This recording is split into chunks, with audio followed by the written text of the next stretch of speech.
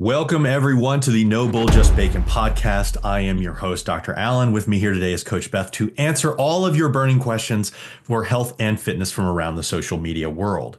This is a rapid fire episode, and we have a ton of great topics today to cover, so let's get rolling. All right, first one.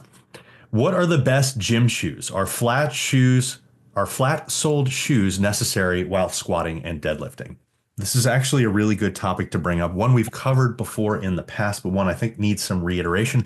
And then a few little tips and tricks that go along with this, because I think that when we say, yeah, most people should have flat-soled shoes, there are some caveats to this and some ways that you can maximize the benefits that you get from your footwear. So the real most important thing here is if you are going to be lifting for extended periods of time, if you're really getting into lifting, if you're sold on the benefits of the gym, flat, hard-soled shoes are a good investment. It doesn't have to be a lot of money. You can get something like Chuck Taylor's, you can get Vans, you could drop a little bit more money, get the Nike Metcons, Reebok Nanos.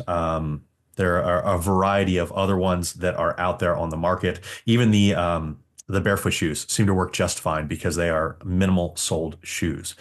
The important thing is if you are getting into lifting, one of the reasons that people feel uncomfortable while they're lifting is probably because they're using running shoes. Running shoes have a lot of cushioning. They are very appropriate for running. They absorb a lot of the shock. However, under heavy loads, they cause instability in the ankles, knees, hips, and cause problems with lifting. This is one of the reasons people feel unstable in things like squat and deadlift. Particularly deadlift with the raised heel can be a problem. So for general lifting purposes, an all-purpose flat, hard-soled shoe is something that I do consider a must and something that I recommend to all of our clients.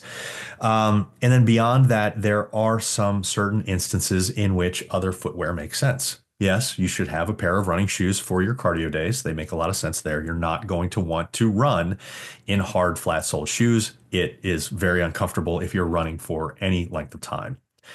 The one time that Beth and I do recommend alternative shoes for lifting is when you have limited ankle mobility, long femurs, narrow hips. The higher heeled, hard soled Olympic lifting or squat shoes are very appropriate for people that need them. Not everybody needs them. It depends on your anatomy. It depends on your squatting style. But they're very beneficial for those people. And anybody that's doing Olympic weightlifting should definitely pick up a pair of those. But, you know, in the beginning, when you're just getting started, you might think, okay, well, this is a lot to invest in a shoe, and that's perfectly fine. I would simply buy the flat, hard-soled shoes and go from there. The caveat to the Olympic lifting or squat shoes, for the large majority of lifters, most people listening to this, they can be extremely beneficial in quad-related movements, lunging, squat variations of all kinds. I would not use them for hinge pattern movements like deadlifts. The problem with them is that because they do raise your heel, which allows your back to stay more vertical during the squatting movement, which is a good thing for most people, it dips you forward in a deadlift or a hinge type pattern. And so for people that are doing this, it can be something that actually makes deadlifts feel less intuitive rather than more. It feels like you're being pulled forward. Now, you might see Olympic weightlifters using these shoes during their deadlifts, but they're doing deadlifts as a training for their Olympic lifts, in which case they'll be wearing those Olympic lifters at all times. So it makes sense for them. For other people, it's probably not the smartest move. Beth, you have any insight there? I do not. No, you covered everything. Okay. So when you're starting out, and if you're thinking about making the gym a significant portion of your life, get two pairs of shoes. Have a pair for cardio, have a pair for lifting. The Olympic or squat shoes are something that can hold off on. You can hold off on. And in the meantime, if you want to test out if they would be more appropriate for you, if you want to try what they feel like, essentially, in something like a squat, you can always put 2.5 or 5 pound plates under your heels. And that mimics the effect that these shoes have. Now, no, it's not going to be quite as stable as these shoes, but it gives you the ability to feel what having an assisted range of motion for that ankle feels like. Now, yes, Stretching, particularly in people when they're starting out for ankle mobility, can help improve that ankle mobility. At some point, you may find that anatomy is limiting there. And that's where these shoes really can shine. And testing that out with the 2.5 pound plates underneath your heels can be a great way to see if it would be beneficial for you without having to shell out the $100 to $250 that these Olympic weightlifting shoes cost. They're significantly more expensive than traditional shoes, but they are worth it because they tend to last many, many years. Awesome time, yeah. Yeah, I mean, if you take care of them, they can last a very, very long time. If you're looking for good ones, recommendations. The Romaleos are good. Skip the threes, the twos and the fours are really good. The Velasa that you have, Beth, what do you think of Yeah. those? I really like those. They do get some complaints because it's a wooden heel. And not everybody really jives with the wooden heel. And they also do tend to have some more breakage issues with that wooden heel. I personally haven't had any issues with mine. I have two pairs. Um, and I haven't had any, like the sole hasn't come off or anything like that. But the wooden heel, it's definitely personal preference with those. I personally love them, and they are a higher raise than the Romaleos, which is why I like them. That's completely individual preference. Yeah, and the Addy Powers are good ones too. What is the Adidas Power Lifts are the intro level ones. And that's probably the one that I would recommend if you've never Yes. tried these before, after Yes. trying the 2.5 pound plates under your heels. Yep. If you want an intro level squat or Olympic lifting shoe, the Adidas Power Lifts are probably my number one recommendation. I Great. don't know if you know of any others in that price range, but they're a lot cheaper than the higher Yes. level Yes. Romaleos, And Adidas. that's usually what I do recommend to people who are just who like kind of want to dip their toe. I do recommend those, the power lifts. The other thing that you can do is they do actually make inserts that you can put into like a Metcon or like your flat The flat sole. sole shoes, yeah. You can actually get heel inserts. The issue with them is they're not that high. They probably only give you like a quarter of an inch at the most. So they're not, but again, that would like if somebody wants to kind of get that would be probably the equivalent of the power lift of the Adidas power lift. So if you didn't want to shell out the money for the power lifts, but you want a sort of introduction to what that feels like, you can get those heel inserts. Yeah. Those are pretty I mean, cheap. yeah, they're not too bad either. Or if you've got a home gym, you could get one of those wedges. The wedges. Hmm. Yeah, and try that out. The wedge, if you're at a home gym, I would recommend the wedge over the heels. I know that we're kind of covering a lot of ground with our recommendations here, but you can use that wedge later for other things. Whereas if you try those heels, there's nothing wrong with Beth's recommendation. I think it's a great one. But I'm just saying, if you've got a home gym, I would probably get a wedge over those heels because if you try those heels and you're like, yeah, this feels really good, I'm going to get those shoes, you'll probably never use those heels again. But you could Yeah, but use they're the, like $10. yeah, they're not bad. They're Yeah. cheap. Yeah. So All right, cool. Shoes covered. Hope this makes people feel a little bit better, especially for those of you that have tried this out and have thought, man, squats and deadlifts feel really unstable or overhead pressing feels really unstable. It's probably your fucking running probably shoes. wearing So marshmallows. yeah, Yeah. there's a reason that you're feeling like you're on like water or like a water bed when you're under really heavy load because that shoe compresses quite a bit Yeah. and it causes a lot of instability at the heels and knees. Okay. What is the quickest, easiest way to warm up for a full body weight training session? So, my recommendation, I'm going to give a specific one at the end, but I want to give just a general rule for warm ups. I have a specific protocol, but for most people, the name of the game is just getting some blood flowing and getting a little bit limber. You can do that through dynamic stretching if you wish. You can do it through just Mhm. going through 1, 2, 3 sets with lighter weights, progressively building up of the movement that you're going to start out with. Most importantly, when you're doing this, say that you're doing a day where you're training, half quad related leg movements and half shoulders or whatever it is. You don't need to have a warm up for every quad related movement. Once it's warm, it's warm. The second, third exercise, whatever it is, if you're doing them consecutively, or even if you're skipping, alternating, it doesn't matter. You're already warm. So don't think that you need to do this before every exercise. This is before the muscle has been used in that training session. If I'm talking about a warm up for a full body weightlifting session and you're saying what's the quickest, easiest way to be ready for like everything, uh, do some thrusters with building up in load on the thrusters. I know people are going to hate me for saying that, but thrusters tend to work if you're just Full looking for body the movement. quickest, easiest way to warm up. It works more than anything else Yeah. in one go. So I would look into something like that. But I typically don't give just a generic like that's how you warm up for like a full body day. I would look at what you're doing and then identify some of the movers because maybe you're going to be doing some legs and the thrusters would make some sense. Maybe you're also doing some back work, and so maybe you do a little bit of warm up with thrusters. Maybe you do a little bit of warm up with pull ups or assisted pull up machine or lat pull downs or something like that. It's going to be dependent on what you're doing in that day. There's never going to be one single answer, but if we're going to be talking about the best single answer possible, I can't think of anything better than thrusters. I know people hate that. Sorry. It's the way it is. Burpees, maybe. I don't know. You got a lot of movement going on in both of those, so that's probably something to look into. All right. Why do you think that low carb diets show a drop in lean muscle but not in strength? They don't. They show drops in both. So here's the thing. When we look at, you're going to have to take into account where a person is first off, their experience level, their body composition. Do they have a lot of body fat to lose? You can gain both lean muscle and strength very easily if you're brand new to training, if you've got significant amounts of body fat, if you've been off of training for a long period of time. Both of those will probably go up.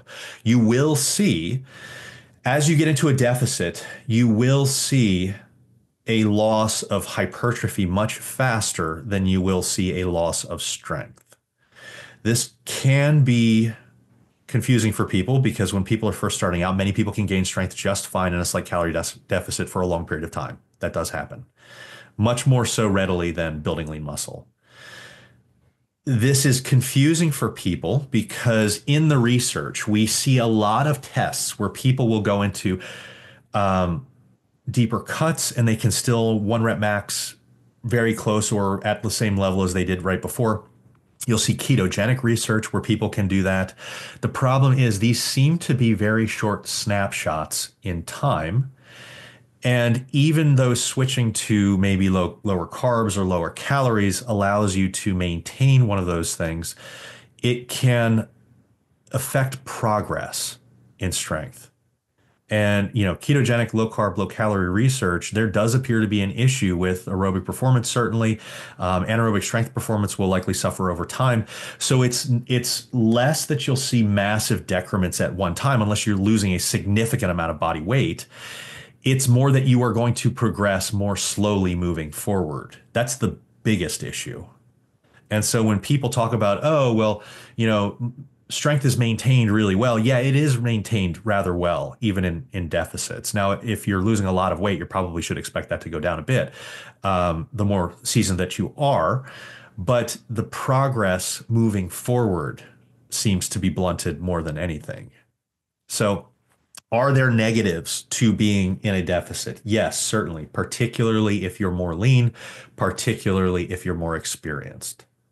Should you worry about this if losing body fat is going to be a very big net benefit for your overall health? No, you should not, because particularly in those beginning stages, you're likely going to be gaining significant amounts of lean muscle and strength, even while in that calorie deficit. I mean, if you have to worry about this, you're probably not in a position where you're going to be cutting for an extremely long period of time anyways.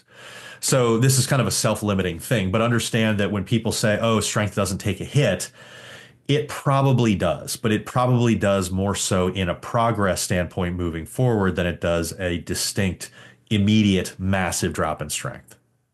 And that's different per individual. Some people will feel like they lose strength a lot faster than others.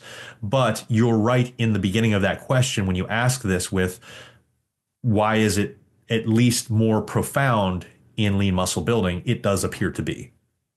So the basis of the question is right. There's probably some nuance going on there as to what happens over time, but figure out what you want to do long term, figure out what is best for health, figure out what is best for your goals, and then push forward. And if you need a strength gaining phase in the future, you can always program for that.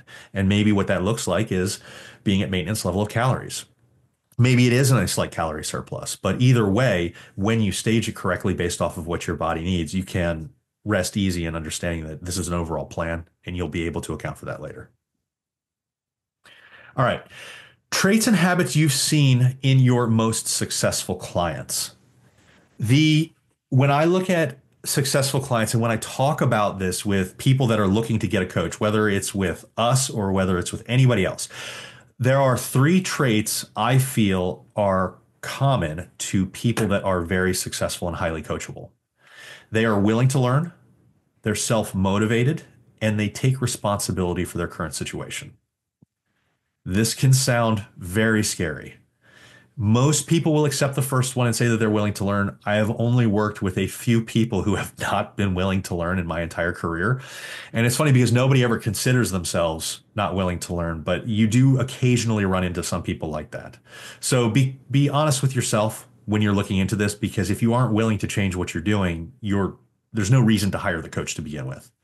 If this is one of those I know better than my coach situations, either you hired the wrong coach or you're not appropriate for a coach. And so that's usually not a sticking point for most people. I think I've probably only run into like two people over all the years that I've been doing this that have been like that. And I mean, I can remember one of them who he warmed up for an hour and 15 minutes before every one of his workouts. And then every one of his workouts was like over 3 hours. And he was like, why are my workouts so long? I'm like, they're not. You were making them that long. Self-imposed. And so he refused to change. He was like, no, you need to warm up that long. And I'm like, you absolutely don't. And just to go back a little bit to that warm-up question, if you are doing a standard physique or strength routine, now I'm not talking about highly specific technical lifting like Olympic weightlifting. If you're doing a bodybuilding style routine, if you're doing a power builder, if you're doing powerlifting, unless there is previous injury in play, where you are going to take some more time, and that's understandable to work up to whatever that joint or that muscle needs, it should not take more than 15 minutes. If you're taking more than 15 minutes to warm up, you're doing it wrong. You're probably spending way too much time, or you're dicking around in the beginning of that warm up anyways. So if you're spending more than 15 minutes, you're probably wasting significant amounts of time. If you say, well, I need to work on my mobility, do that after. That's not a warm up. Okay. So don't worry about improving mobility and flexibility prior. You shouldn't be doing that anyways. That's not part of the prescription. But if you're going to be doing that, do that later. But willingness to learn is the most accepted. Then we talk about self-motivation. This can be a very scary one for people and one that is hard to accept. Not as hard to accept as the last one, but we're certainly going up in the levels of, okay, well, this is giving me an oh shit moment. A lot of people will sign up with a coach because they think that the coach will motivate them. There are a lot of levels of motivation that go from being extrinsic motivation from the outside, and there are a variety of those. There's like 4 or 5 levels of extrinsic motivation. And then the highest level of motivation is intrinsic motivation.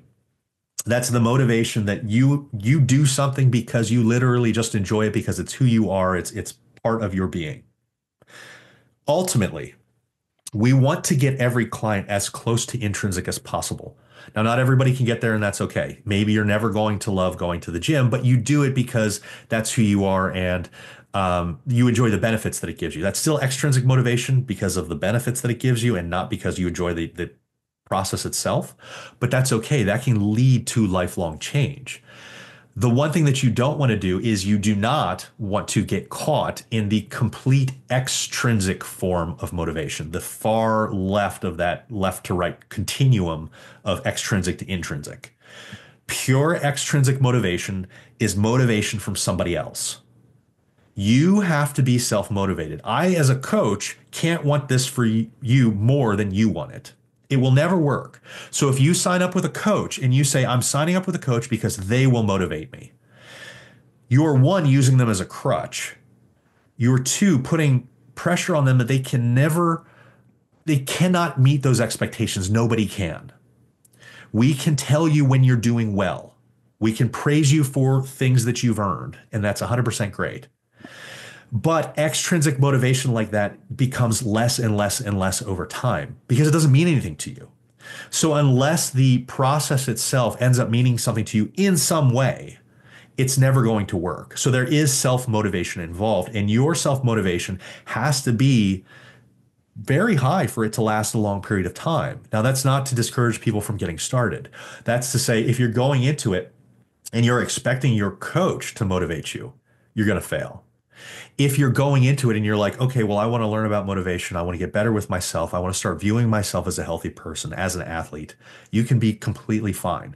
Realizing that your coach isn't your 100% guide is very important, because after those feelings of, oh, it's great that my coach said that I'm doing great. It was wonderful that he said that.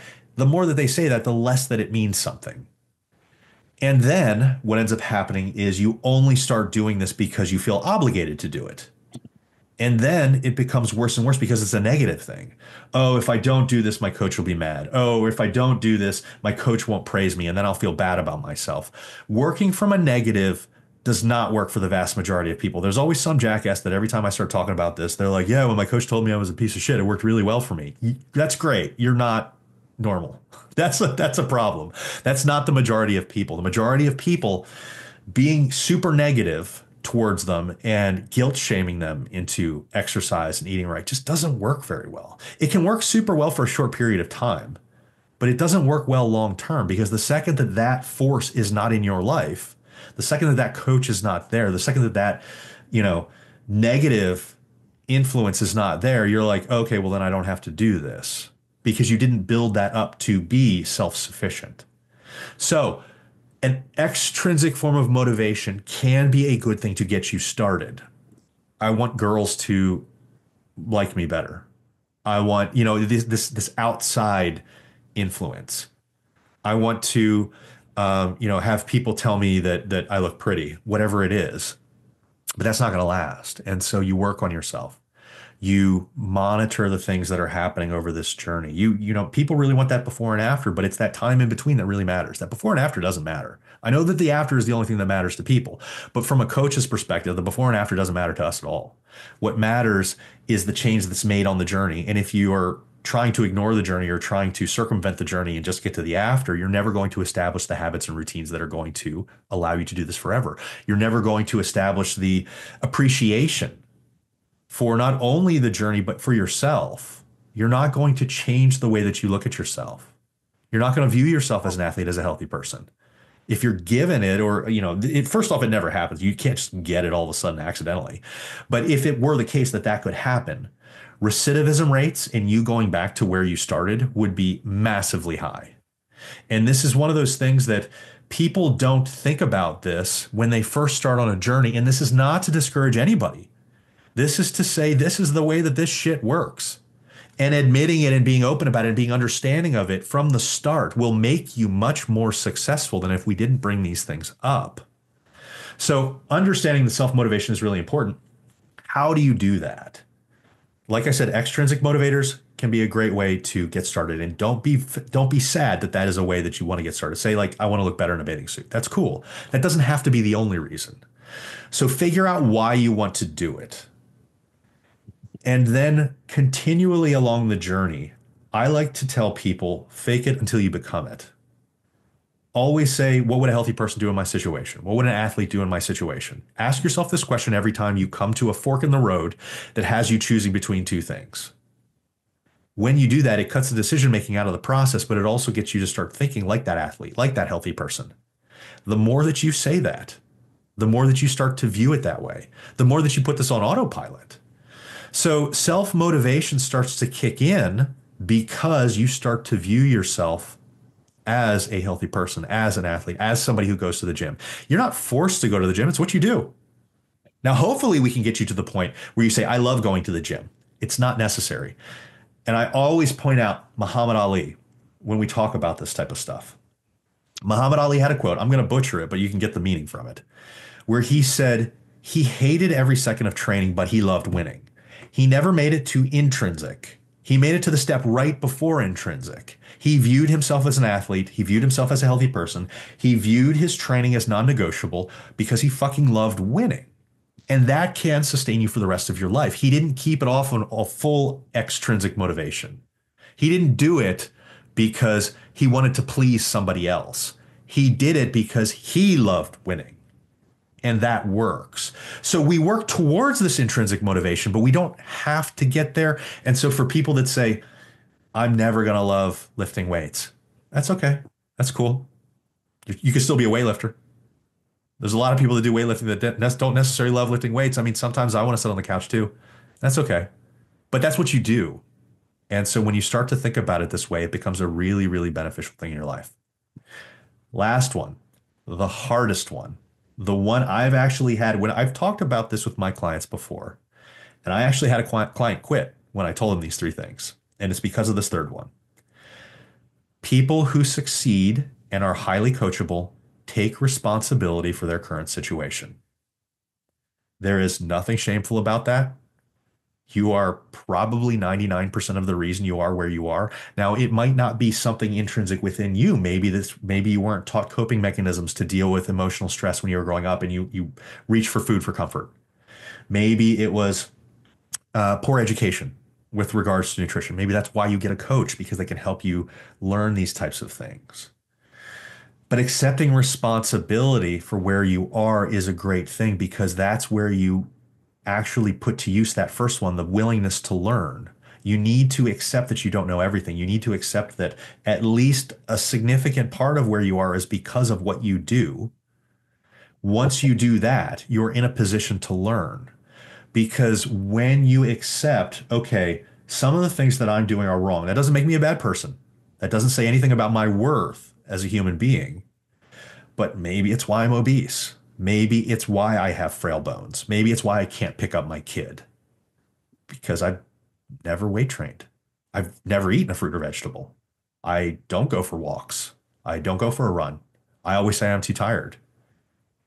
This is not to say people don't have challenges. This is not to say that obese people don't have more challenges than people that are naturally thin. Maybe that naturally thin person had a parent who understood these types of things and taught them the right way growing up. And so they didn't have to go through 50 years of doing it wrong and then having to unlearn it. It's always easier to learn something than to unlearn and relearn. Maybe they don't have the hunger cues that an obese person has that are very significantly altered by genetics. There are challenges that people face, but our habits and routines, even when we look at studies in twins with exact same genetics, seem to be mostly built off of learned life experiences. That's a good thing, because if it's not genetic, then you're not doomed to stay in the spot that you're in. You're able to move on to something else. You're able to learn. And so accepting responsibility is cool, because when you accept responsibility, yeah, it can feel like shit at first. It's very uncomfortable. But it also means that when you succeed, you can take credit for it. You have to accept culpability for challenges and when you screw up, but you also get to say, hey, I did this when you succeed. The most productive way that you can look at this is realizing that along this journey, as you're trying to change things that you have done for decades, you're going to fuck up and you're going to do it a lot. Screwing up doesn't mean that you failed. You can only fail if you quit. When you look at these things as challenges and as learning experiences, that's how it works. Because when you screw up, when what you would call a traditional screw up, when you look at it as a learning experience and you write it down, you write down what you were feeling and what was happening in the few hours leading up to it, over time, you'll start to see patterns. You'll start to be able to evaluate these patterns. You'll start to be able to evaluate the way that you react to things. And then you can change how you react. And you can learn new things. And you can put other things into practice. And so this is a cool topic, and one that I've spoken about at conferences, which is why this topic has gone on for so long. Because this is fascinating to me. And I know that people hate hearing this stuff, but this is probably the most valuable thing that you can learn. And it's funny because people are like, well, how do I lift right? And it's like, there are so many different ways to lift correctly. And you can go out there and literally just start hammering away at bicep curls and you'll progress pretty well. But if you don't get this mindset stuff down, it's never going to work. This is the base. This is the groundwork that is necessary to be successful. And these three key traits are the foundation. And people fucking hate talking about it. And they hate the introspection. It is very difficult to look at yourself and say, man, you know, I'm the I'm the problem. Yeah. I mean, it's super difficult. Yeah. And it But doesn't make you a bad person. Like I feel like when people really start to confront this with themselves, they feel like it means that they're stupid or that they're bad or and I think that's what prevents a lot of people from actually being really introspective and really taking accountability for their current position is because it makes them feel like there's like a fatal flaw with them as a person. And that's not at all the case. That's not at all the case. And I think once people sort of remove that emotion from in that negative, like I'm a bad person, I'm dumb, I'm stupid, like this is why I'm failing, that's what has to be put aside in order for you to actually finally take that responsibility for your current position and then be able to do something about that to move on. You have to eliminate that emotion and that emotional response to it. I mean, there's a lot of reasons that people feel poorly after hearing this kind of stuff and doing that introspection. Um, People don't like to feel like they're doing things wrong. Incompetence, feeling incompetent is one of the hardest things. And I want to bring this up because this is another thing that's kind of adjacent to this conversation. When we're talking about improving motivation, we're talking about becoming more intrinsic with the way that we look at motivation. Um, Essentially, if you guys want to look into this more, it's something called self-determination theory. Um, we have to realize that feeling competent is very important along this journey because that's where you get that level of confidence.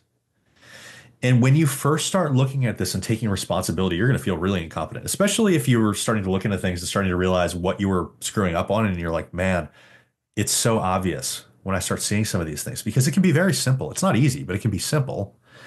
And when you start looking at it, you're like, there's no way that like I'm counting my calories wrong or I'm getting 1,000 more calories than what I thought. Even though we look at studies in obese individuals and they're averaging 1,000 more calories than what they thought a day. And they're like, there's no way. 100% there's a way. That's what the research shows that it can be that off. Now, it may not be for you, but it's probably off a bit, particularly if you have obesity in play or you are not muscular and you want to be muscular, you're doing something or not doing something that would help move you in the right direction. And so we figure out what that is. And as you practice this, yes, you're going to screw up along the way, but the more that you do it, the better that you're going to get, the more knowledgeable that you're going to get. So the willingness to learn kicks in. Then you're going to feel better about it. You're going to start doing it on your own. You're going to feel more competent in it, which builds confidence, which makes the process more fun. Building competence makes the process more enjoyable. And so when people first go into a gym, they'll say, I don't want to go into the weight room. That's really intimidating. I don't want people to judge me. It's really scary. I think that people are less concerned about people judging them as they're more scared that they don't know what to do. And they're more scared that they are, oh, I don't really know, like I feel how to lift this weight the right way. And it's less that people are going to judge you. And it's more, it's really uncomfortable to do things that you don't feel like is on autopilot. But the only way to get there is to actually do it. Yeah. And so Marcus Aurelius had a really funny quote where he said, the obstacle is the way. And I think about this all the time while I'm coaching because people will say that's hard. And I'm like, right. And they're like, but I've never done that before. I'm like, right. Hard. They're like, I don't want to do Bulgarian split squats. Like, I feel a little bit unstable. I'm like, do you have an injury that prevents, these single leg movements? They're like, no. I'm like, okay, right. You're telling me that you're a little bit unstable. We can, progress you up. But if you ever want to get stable, the You got to do obstacle it. is the way. You have to You, you have to do the work.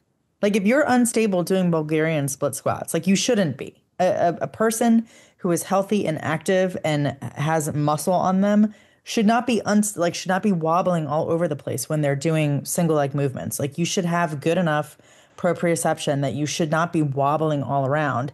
And if you can't, that's probably because you've been avoiding the exercise for so long and never do it that now you're wobbly.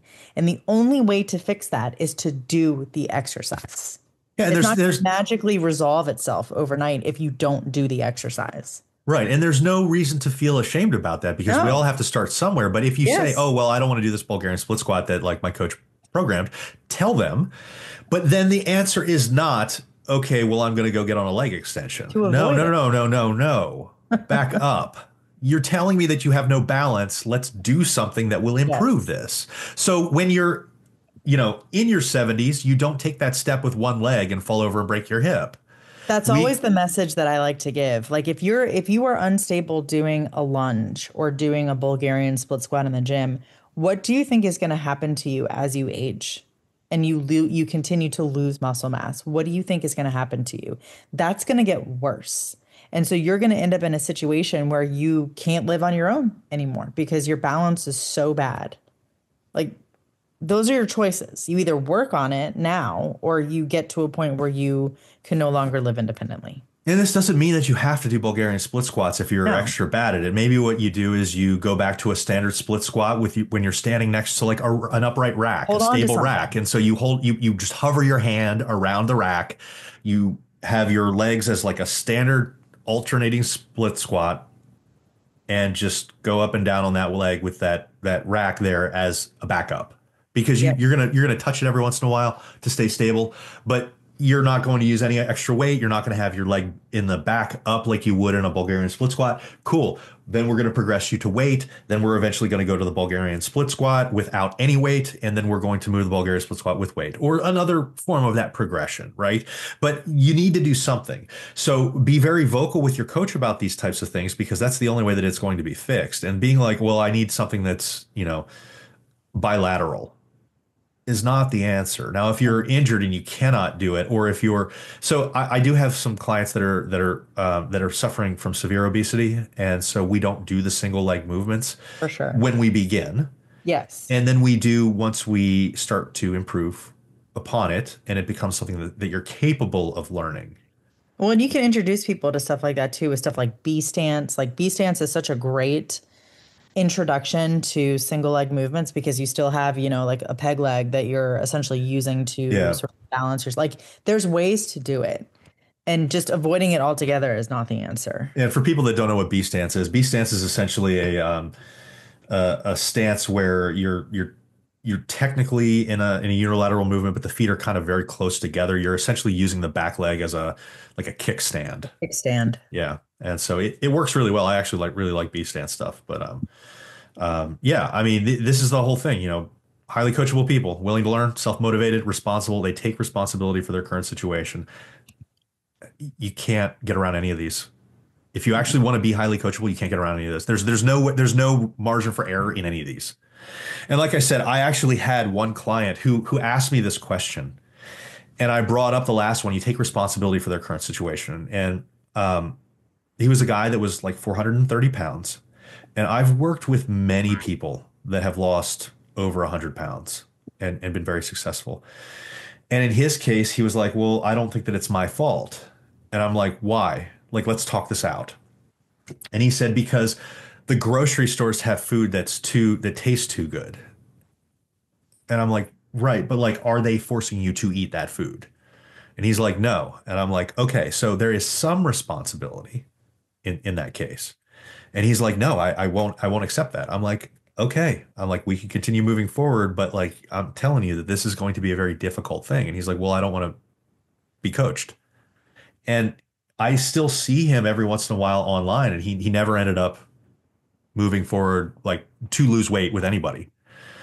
And that's a problem because, just like Beth said, and to reiterate, because it is so important, this is not your fault for being in that situation, but taking responsibility that you're there because of some of your actions. It's the challenges that you face are very unique. And so face them head on and you can overcome them. And if you're willing to learn and you're self-motivated, you realize that you're doing this for yourself and you get all the benefits, you're going to be just fine. And so for people that take this in a good manner, I think that you're going to be very successful. But ask yourself these questions and then be honest with yourself because I think that these can be very telling things on whether or not you would work well with a coach. And if you're going to say no to all of these, it's probably a waste of your money. Again, not to discourage anybody, to put out proper expectations, and you can think about this and likely be very successful if you take it to heart. All right, next question.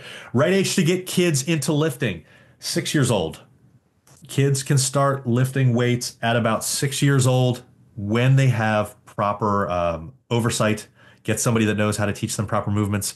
These kids are going to be bendy as hell. They have the flexibility of a baby weeping willow tree. They're going to be able to bend at all the different contortions. It is probably not appropriate to be doing 1 rep maxes with young children. I would wait until we're, getting near puberty, that kind of thing. People worry, and they ask this question a lot because there was that old wives' tale that it would stunt your growth. That has never been shown in any research, and so it is an old wives' tale. It was never shown anywhere. It was just, I think it kind of came about because in the past, if you were tall, you were probably playing a lot of sports, and if you weren't tall, maybe you did not have the right body shape to be good at basketball or soccer or what have you. And so those guys went into wrestling and weightlifting. And, being shorter can be a very beneficial thing in weightlifting sports. And so it was more that the people that were better at weightlifting were short than weightlifting made them short. And so it is something that is a concern for most people. The only thing that would really make a difference there is damage to the growth plates. But resistance training is much, much safer than even running. Team sports and running have super high injury rates comparative to resistance training. So saying, oh, well, they could get injured lifting the weights. I mean, well, then they can't play soccer. They can't play basketball. They can't play any sport, really. They may as well just sit at home and play darts. So don't worry about that. They're going to be completely fine as long as you are paying attention to the way that they're lifting and teaching them the right way from the start. But most importantly, when you're working with kids, make sure that you have them choose what they want to do. Introduce them to the gym and say, what kind of things do you find interesting? Like, what would be fun? And then do that. Don't put them into like the routine that you're on. Figure out what they like and go from there. I think that that's the absolute best way that you can work with kids. And it keeps the environment fun and welcoming. Okay. What is the minimum time to rest between sets? I don't have hours to spend at the gym. Minimum time. Do we want minimum time or do we want optimal time? Because there are certain time periods that you should probably wait based on the research to get the best results possible. For the majority of lifting, we're going to be within 1 to 5 minutes. For most of the hypertrophy rep range, we're going to be at 2 to 3 minutes. For most of really heavy, 1 to 5 reps, and particularly in compound lifts, you're probably going to be at 3 to 5 minutes. 1.5 to 2 minutes is what I would recommend for most people for most applications. There is a little bit of nuance there, but if you're new to the gym or intermediate to the gym and you're just looking for a quick road answer, 1.5 to about 2 minutes. We have a little bit of guesswork based on the research, because a lot of times what the research does is they'll test 1 minute and 3 minutes, or they'll test 2 minutes and 3 minutes, and they kind of like miss that 1.5 minute mark. But somewhere between 1.5 and 2 minutes seems to be appropriate for moderate rep ranges, like anywhere from like 5 or 6 and 15 or so. 2 to 3 minutes seems to work really well. 1.5 to 2 minutes, seems to work really well. You can go up to 3 minutes if you would like, but I think that about 2 minutes is kind of that rough average. And so if you're talking about not having a lot of time because they don't have hours to spend at the gym, I would not adjust your interset rest periods so much as I would adjust the way that you're programming your exercises themselves.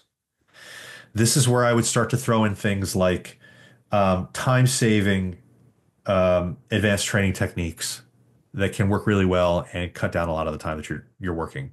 Myoreps, rest pause, supersets, drop sets, giant sets, cluster sets, all of these things that can add density to your training schedule. And density is more work in less time. And so if you're going to be setting up supersets, just as an added aside, I almost exclusively, in most cases, especially if it's like limbs, I would do an antagonistic superset. Bis, tris, quads, hams. I've done some things in the past quite often where I would do like quads, shoulders, or something like that. But the antagonistic supersets like buys, tries seem to work extremely well, and particularly if you're short on time, but you're like, yeah, man, I need some arm work in play. That's how I would do that. Beth, any thoughts there? No, I agree with everything. All right. A trick to losing weight besides eating clean and lifting heavy shit. Um, so if you want to lose weight, we're assuming lose body fat because that's the main goal here, and you want to do it besides eating clean and lifting heavy shit. The answer is up your non-exercise activity thermogenesis. People will think that we'll typically say something like cardio, and sure, you can consider walking cardio if you wish, but I would up your activity levels throughout the day. It's probably the number one thing that you have control over beyond the food that you put in your mouth that is going to affect fat loss. We've talked about NEAT before, but it can account for anywhere between 500 and maybe 2,000 extra calories per day in calorie burn. Significant. Yeah, it's huge. And I wish And people knew how significant it was, truly. yeah.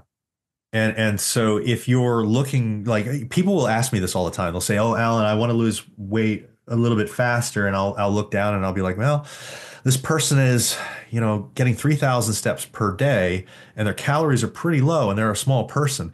You can only go so low in calorie intake before you're compromising a lot of the nutrients that you're taking in. And it's not just macros. You're compromising the amount of micronutrients that you're taking in. You're compromising cofactors, phytonutrients, zoonutrients, a lot of nutrients that we don't know anything about because the fact is in nutrition research, we actually don't know as much as we think that we do. And that's an unfortunate thing. But there's a reason that we tell people to get most of their intake from whole foods because whole foods provide things that we don't even know exist and we won't know exist for many years or decades. So we want to have as much whole minimally processed food as possible within a diet that allows us to progress to where we are and allows us to stay adherent and consistent over time. Movement is a preferred way, in my opinion, to put us into a calorie deficit, even more so than nutrition. And I say that because the higher that I can give you as far as calorie counts and nutrition go, the happier that I am. I would rather you have more micronutrients than less. Your body's going to run a lot better.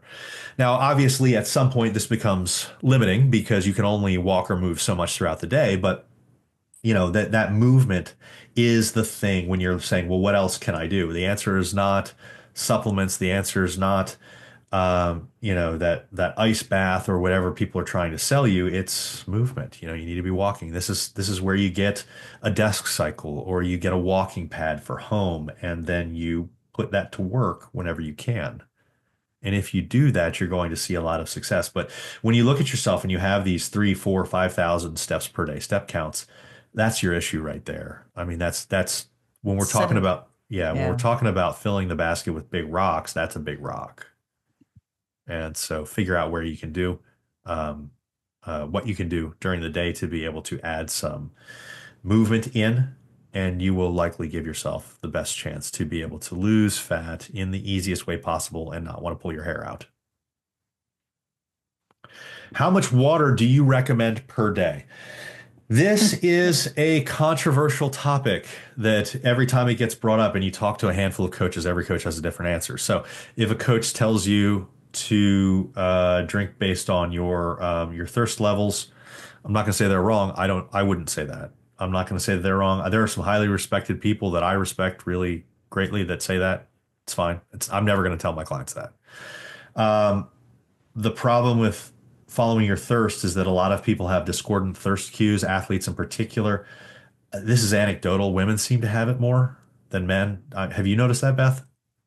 Well, yeah, I mean, look at me. I'm like cactus. I don't drink water at all during the day, pretty much. Like I Yeah. have to remind myself to drink water. I do not get thirsty. I found it most in my female clients. I don't know why specifically. I don't know if it's actually a thing that has to do with that. My thought is maybe like menstrual cycle throws off I have some. no idea, but if I don't like, I have to make myself every day, and I barely get to 2 liters of water if I'm lucky. And that's like, I have to really think about it. The only time that I actually get thirsty is at our gym because the part of the gym that I work out in has no air conditioning and it's disgusting over there. So I usually am chugging like 1 to 2 liters of water during my workout. But then when I get home, I don't, I might have like a diet soda at some point during the day, but that's it. Like I'm not, I do not get thirsty. I just don't. Yeah, I and so but the way that we've kind of talked this out, both based off of how I drink enough water, but I just do it regularly. And this is I kind of started training myself to do this back in high school. So it was never really a big issue for me, but it was just something that I had learned. For the majority of people, it is an issue.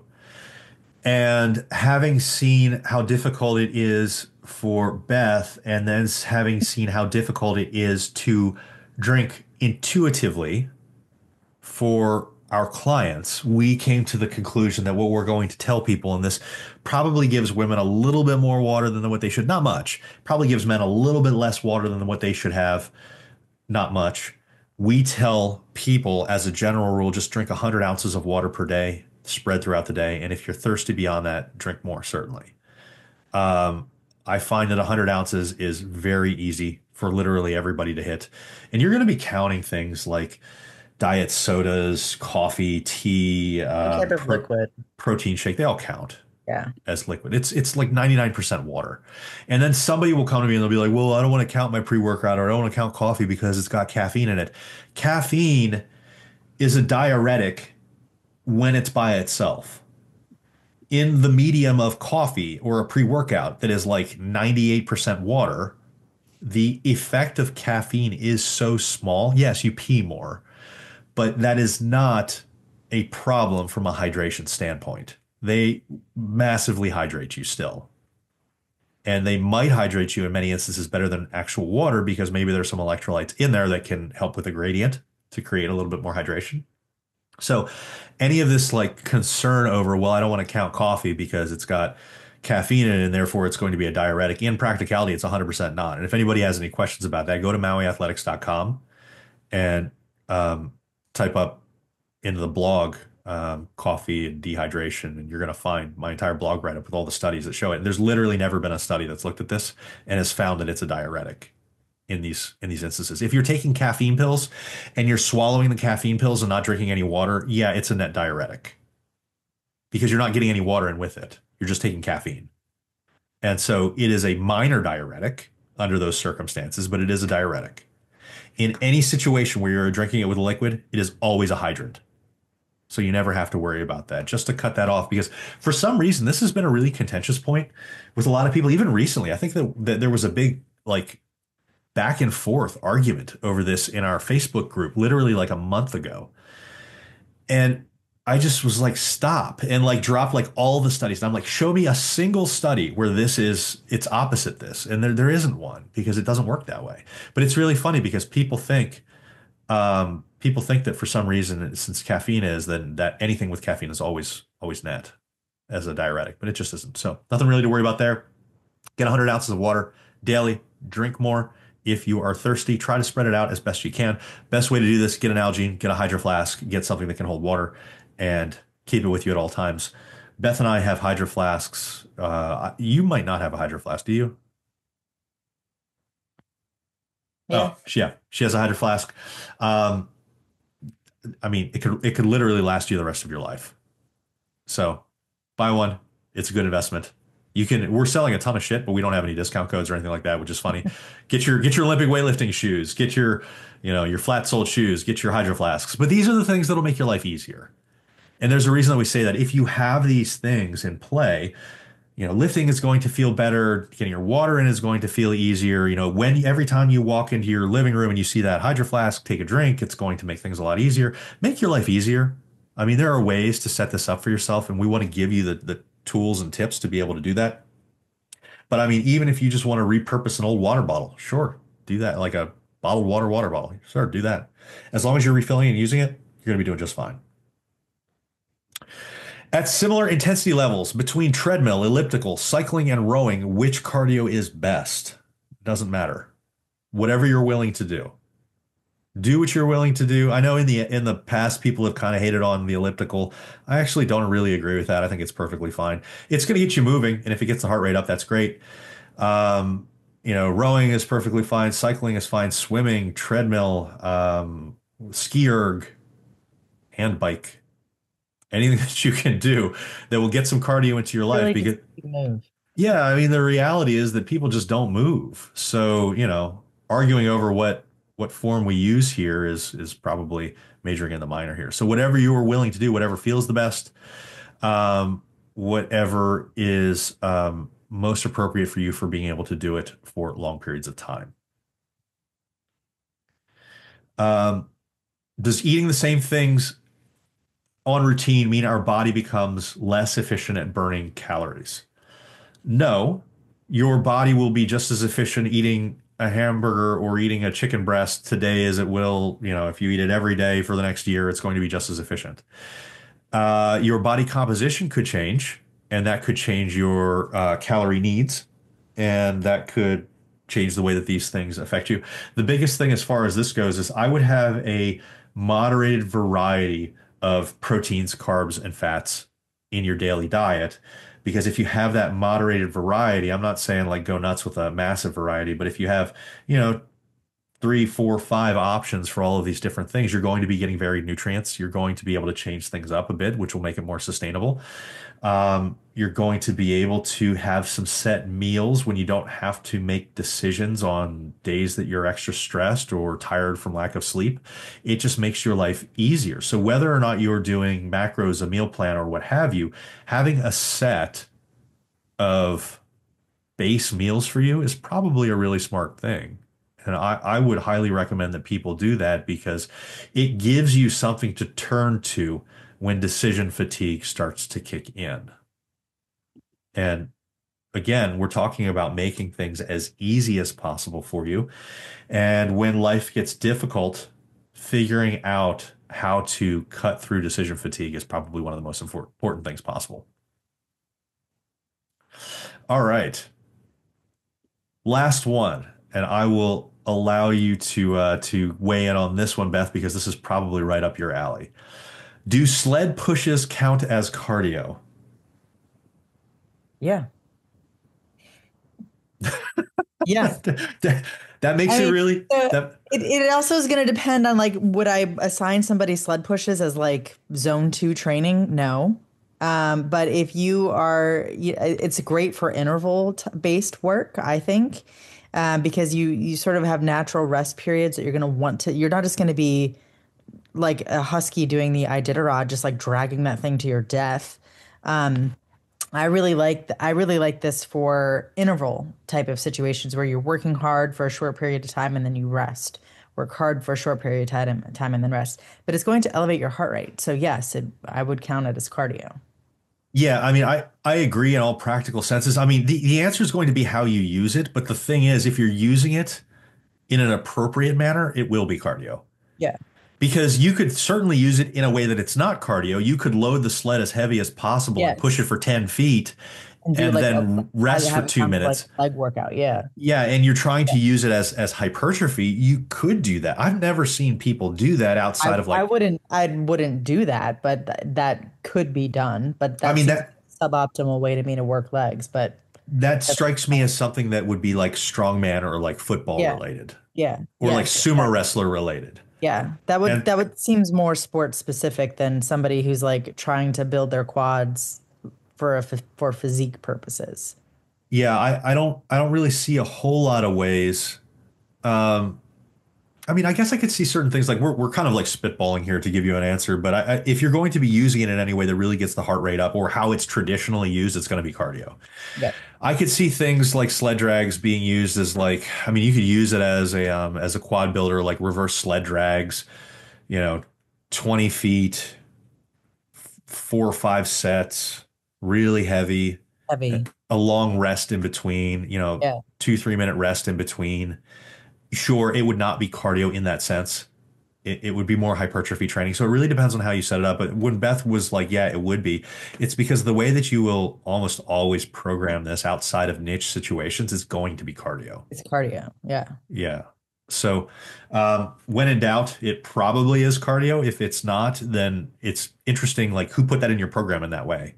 yeah. I would be curious to see that because I don't think that typical coaches will put that in unless you have an extenuating circumstance like strongman or you're a lineman and your whole thing is like pushing somebody or you know something like that where it would make sense to program it in different than like a standard cardio type of situation. So sport specific, sure. I can see it as it not being cardio, but yeah, I mean, how are you programming this? I could also see it used in like a rehab scenario for Sure.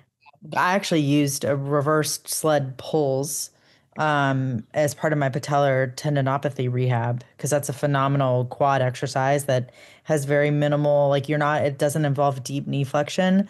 So Time that, to hit that VMO.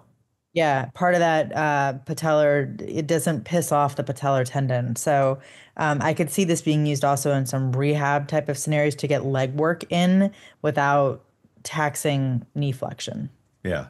So keep in mind, we're talking to our audience in the way that they would typically use it. If you're talking to like a rehab coach, they might have a different answer for you. If you're talking to a football coach, they might have a different answer to you for you. But for the people that are listening to this, it's probably cardio how it's programmed for you. Yeah.